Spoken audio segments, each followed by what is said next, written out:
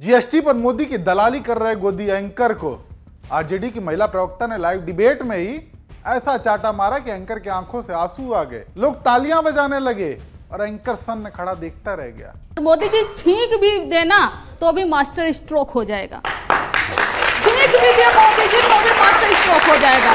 GST में आप आते हैं, इनके पॉइंट पे आते हैं, इनके पॉइंट पे आते हैं। ये क्या कह रहे हैं, 1 रुपया इसमें, 2 रुपये उसमें, 10 रुपये उसमें। कौन लगाया था दूध दही मक्खन घी सब पर, और कलम किताब सब पर टैक्स हमने लगाया था क्या? खुद लगाया था। आज देश के गोदी एंकरों की हालत ऐसी हो गई है कि वो मोदी के हर फैसले को उनका मास्टर स्ट्रोक बताते हैं। मतलब सोचिए कि जब मोदी ने देश पर जीएसटी थोपा था तब यही गोदी मीडिया ताली पीट रहा था, और अब जब मोदी ने जीएसटी का फैसला वापस लिया तब भी ये चाटुकार मीडिया सवाल पूछने की बजाय मोदी के कसीदे पढ़ रहा है। हालांकि ऐसे में जब मोदी की दलाली में माहिर गोदी channel India TV Narendra Modi के बचत उत्सव पर डिबेट कर रहा था, तब तेज तर्रार महिला प्रवक्ता ने दलाल एंकर का गला सुखा दिया। एंकर यह बताने पर तुला था कि मोदी ने जीएसटी हटाकर मास्टर स्ट्रोक चल दिया है। तभी कंचना यादव ने अपने तथ्यों से एंकर को नंगा कर दिया। इकोनॉमी की बात होगी, आपको यह भी याद दिला दे जो चाबाहार पोर्ट जिससे हमारे देश सारे मिडिल ईस्ट से ट्रेड करती है, जो रूट है रसिया इवन वेस्टर्न कंट्री, उस पर जो वेवर ऑफ था हमारे टैरिफ का इंडिया के ऊपर, उस पर यूएस ने बढ़ा दिया, सैंक्शन लगा दिया, माफी चाहती हूँ, सैंक्शन लगा दिया। अब हमारा ट्रांसपोर्ट कॉस्ट महंगा होगा, कितने लाखों करोड़ों का घाटा होगा और उसकी मार हमारी भारत की जनता पर पड़ेगी। इसकी बात नहीं करेंगे ये, इसकी बात 50% टैरिफ लगाने पर आप कितने ट्रांसपोर्ट हमारे जो एक्सपोर्ट होने वाले थे वो बंद पड़े हुए हैं, रखे हुए हैं, गोदाम में सड़ रहे हैं, इसकी बात नहीं करेंगे। वो कितना लॉस हो रहा है, 1 रुपया घट गया, 2 रुपया घट गया, आपको यह तोहफा मिल गया। अभी तक खून चूस रहे थे इस देश की जनता का, अभी तक खून चूस रहे थे जो छोटे व्यापारी थे उनका। फेडरल स्ट्रक्चर का आपने क्या किया? ये वीडियो देखकर आप खुद सोचिए कि आंकड़ों के साथ सच बताने का जो काम मीडिया का था, वो काम उसी मीडिया के मंच पर विपक्षी प्रवक्ता कर रहे हैं, और इतने बखूबी से कर रहे हैं कि खुद गोदी मीडिया के चाटुकार एंकर तक इस बात को स्वीकार करते हैं कि कंचना यादव जैसी प्रवक्ता लॉजिक के साथ बात करती हैं। आप तो लॉजिक लेकर आने वाली प्रवक्ता है। सुना आपने? हालांकि रूबिका लियाकत जैसी एंकर जब विपक्षी प्रवक्ता के बारे में ऐसा बोलें तो थोड़ा अचंभा तो होता ही है, लेकिन इन प्रवक्ताओं के तथ्य ऐसे होते हैं कि इनके आंकड़ों से गोदी मीडिया का एजेंडा धराशायी हो जाता है।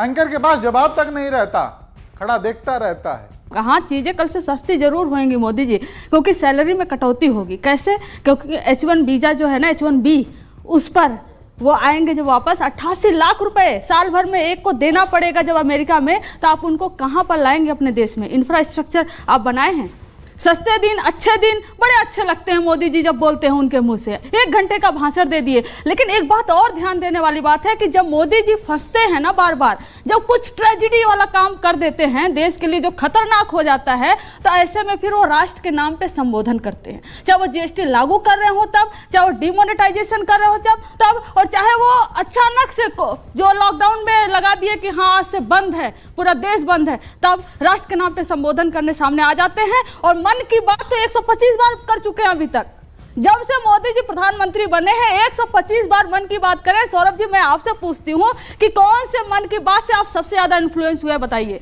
कौन से मन की बात से देश का सबसे ज्यादा फायदा हुआ, बताइए? वाजपेयी जी को कौन से मन की बात से सबसे ज्यादा फायदा हुआ है? आरजेडी की इस महिला प्रवक्ता के इसी तेज तर्रार अंदाज की चलते बीच में गोदी मीडिया ने इन्हें बैन तक कर दिया था। बीजेपी प्रवक्ताओं ने मना कर दिया था इनके सामने बैठने से, और इसकी वजह साक्ष्य के साथ बेबाकी से बोलने का इनका अंदाज। इन प्रवक्ताओं को डिफेम करने की बहुत कोशिश की गई। कंचना यादव पिछड़ी जाति से आती हैं तो उनको उस पर ताना मारा गया, वो भी नेशनल टीवी पर एंकर द्वारा, जो खुद को सबसे निडर निष्पक्ष होने का दावा करती हैं। मैं माइनॉरिटी में पैदा हुई हूँ, मैं बेचारी माइनॉरिटी में पैदा हुई हूँ ना, मैं विक्टिम कार्ड खेलती हूँ कि मैं पिछड़ी हूँ, मैं महिला हूँ, मैं बेचारी हूँ, मैं गरीब हूँ। ये काम रूबिका लियाकत नहीं करती है। मैं मजबूत औरत हूँ और मैं मजबूत किरदार के साथ, मजबूत लॉजिक के साथ बात रखती हूँ। भै भै भै रोती नहीं हूँ, हर चीज पर भै भै भै करके आगे नहीं आ जाती हूँ और पीछे छुप जाती हूँ। किसके? कि मैं तो पिछड़ी जाति से हूँ, मैं तो महिला हूँ। आप फैक्ट्स रखिए और बात कीजिए। फिर तो मैं क्या करूं? मैं माइनॉरिटी में पैदा हुई हूँ, मैं बेचारी माइनॉरिटी में पैदा हुई हूँ। किसी के पिछड़ जाति से होने को रूबिका लियाकत विक्टिम कार्ड बता रही हैं, गाली दे देती हैं, बेवकूफ बोलती हैं। आपकी बेवकूफी, आपका रायता जो आप फैला रहे हैं वो आपको मैं बता रही हूँ। छोटा सा बच्चा जो है ना कंचना जी, वो बेवकूफ आप नहीं है, आप जो बेवकूफी भरी बातें कर रही हैं ना, आप चले जाइए वहां पर। आप कहते हैं बीजेपी क्यों SIR पर चुनाव आयोग का पक्ष रख रही है, आप कहती हैं SIR पर क्यों बीजेपी चुनाव आयोग का पक्ष रख रही है, और फिर आप ही लोग पूरे मॉनसून सत्र में रोते हैं ये कहकर कि हमें SIR पर बहस करनी है। तो अगर बहस करनी है तो संसद में कौन जवाब देगा कंचना जी? जवाब तो बीजेपी को देना होगा ना। क्या हो गया आपकी अक्ल को? क्या हो गया? IQ कहाँ बेच खाई आपने? कहाँ खाई है बेच आपने अपनी IQ? हम डिबेट करते हैं। विपक्षी प्रवक्ताओं के लिए ऐसे शब्द, सोचिए वो भी एंकर द्वारा, और इसके बावजूद इन पर चैनल कोई एक्शन नहीं लेता। यही एक बार ये एंकर्स बीजेपी प्रवक्ता या नेता को कुछ बोलकर देख ले, नहीं बोल सकते क्योंकि अंजाम जानते हैं। खैर, विपक्ष के प्रवक्ता जिस बेबाकी से इनके एजेंडा को ध्वस्त कर रहे हैं वो काबिल तारीफ है।